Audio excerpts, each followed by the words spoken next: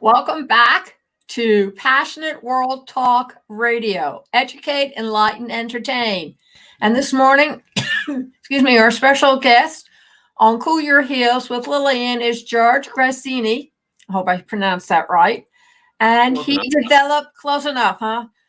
And developed an app that will help you track those around you who have the C virus. And I brought my trusty cell phone so we can get the app up and everybody can see it. And if I can do it, trust me, you can do it too. It's not that difficult, my station manager tells me. So how are you this morning, George? I'm great today. How are you, Lillian? I heard you were a little bit under the weather. I still am, but my station manager had an emergency and it's just she and I and the rest of the world. So okay, well, you got me. Great to see you today. Well, thank you very much. I'm glad to be here. So you developed an app. Tell everybody, George, a little bit about your background, how you were able to develop that app. Sure. I guess this all started about a month ago. I was like most people, at home watching the news on television and on the internet and listening to the radio and following the stories on the virus as it was moving out of Asia and through Europe, in particular Italy and Spain, for example. And I guess I was kind of drew on I felt kind of a little bit helpless, and I was just like everybody else, kind of nervously watching and trying to figure this thing out. And as an actuary, as a kind of a math guy, I suppose some of my analytic tendencies kicked in, and I started analyzing the data in order to figure out which countries were doing the best job of slowing the spread of the virus. And that led me to a few countries. One in particular was South Korea. They seem to be flattening the curve or slowing the virus, as we say. And then I turned my attention to trying to figure out what it was specifically they were doing in order to achieve that result. And I really came across three very simple things. The first, as we all know, physical distancing. The second was hygiene, washing your hands, often. And the third was something we hadn't heard much about, called contact tracing. And what contact tracing is the idea of when you are found to be infected with COVID-19, one of the things we want to do is quickly reach out to any people you've been close to over the past couple of weeks, which we call your COVID-19 contacts.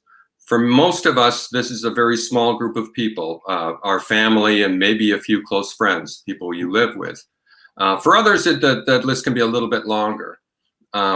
However, so then what we want to do is, if you're found to be infected, then those people need to be contacted as quickly as possible. And that tracing of those contacts is what contact tracing is all about.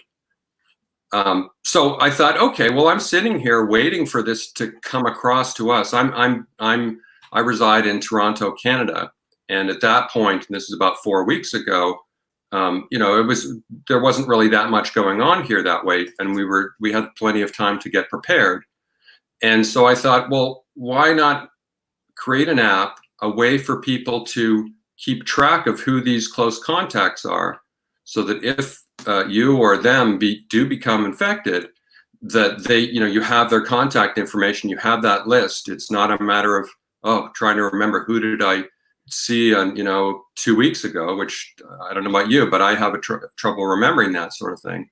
And this gives people a way to have that list, do something constructive, tell other people about it, because a lot of this spread of the virus, as we know, is it's a math problem, basically. If I have it and then I give it to 6 people, then they give it to 6, then we've got an exponential growth. And so we wanted to slow that. Oh, good. So let's show everybody how it works in very basic math concepts like addition, subtraction, division and multiplication. I'm okay with those. It's the percentage and the radicals or the ratios that I get a little off. Okay, here's the trusty cell phone. So where do I need to go? See everybody, my cell phone. Okay, great. So let me tell you just a bit about the app first, so Sure. you know what you're getting into. Yes, so please. all, we created this as on a non-profit basis, so there's nothing commercial about this. You won't see any ads popping up or anything like that. We wanted to make it. It's also free, so there's no cost to this.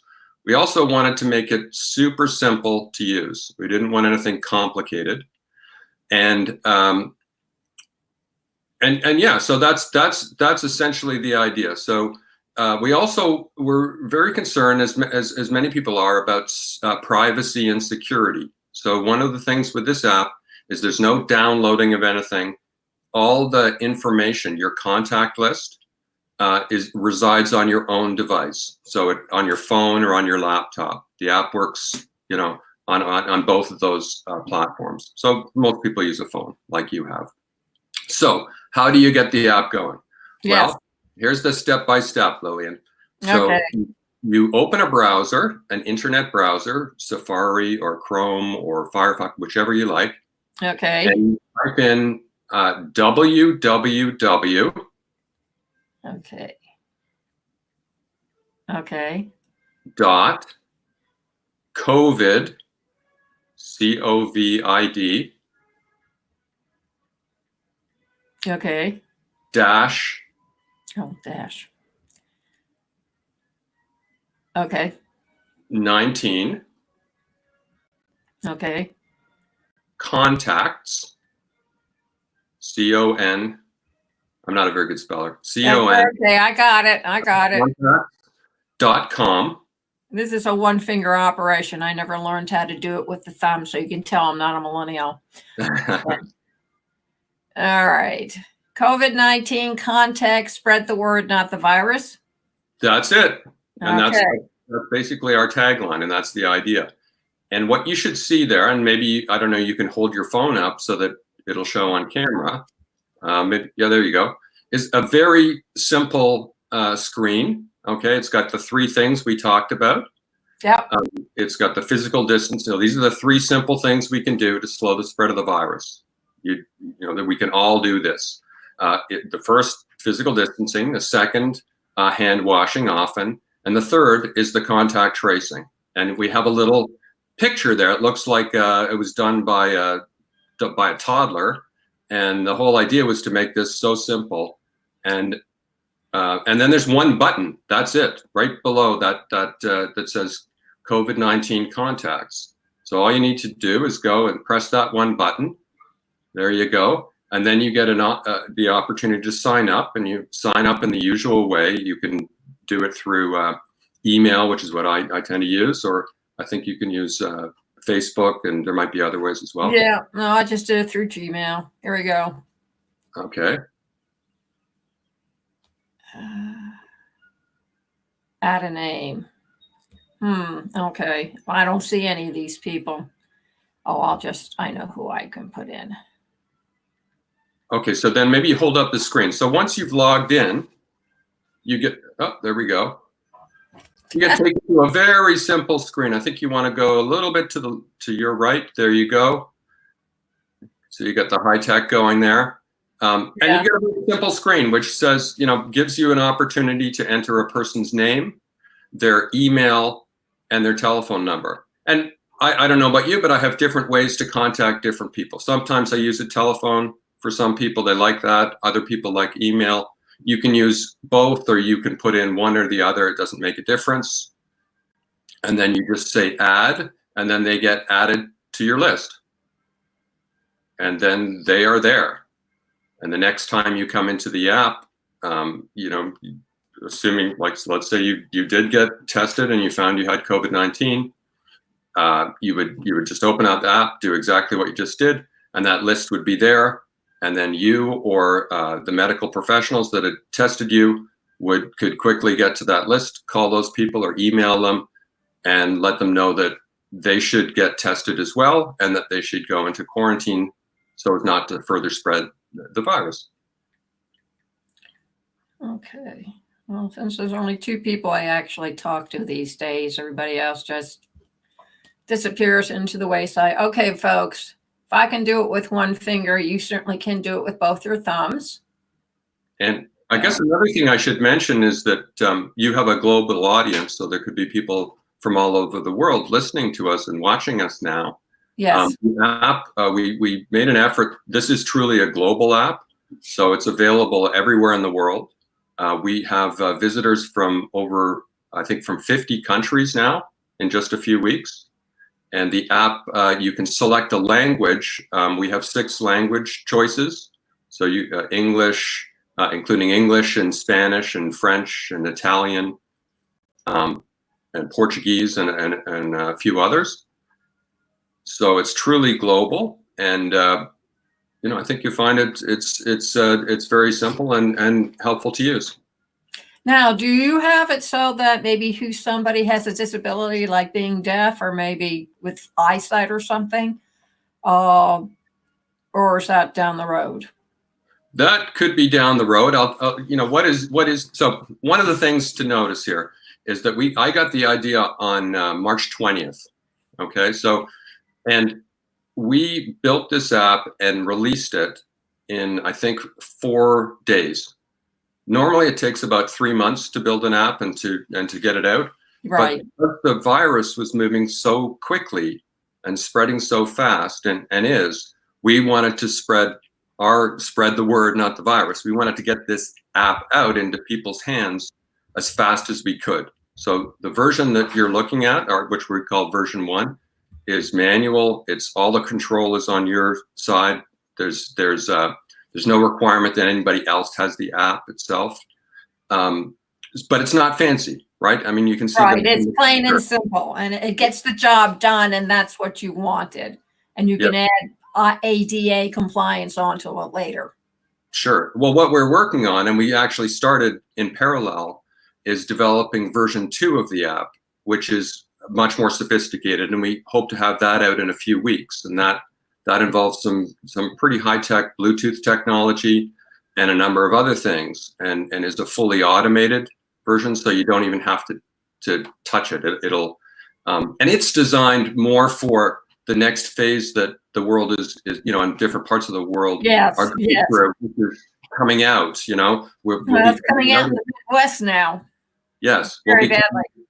Yeah, and so people, like, there are people right now, essential workers, so healthcare workers, people working in senior living homes, law enforcement people, even people working in grocery stores who are using this app right now. But we wanted also to get something more automated and just faster if you're actually out and about, so that those contacts can be connected with and also then notified in an automated way.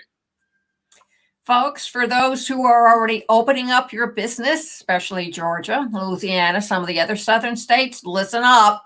You're bringing your customers in, and even though they're spaced 6 feet apart and they're wearing a mask, I suggest very strongly that you get this app, put down your co-worker's name and all your clients. So should one of you come down with the C virus, and let me tell you something, you don't have to have all the symptoms that everybody else has or what medical science say you should have.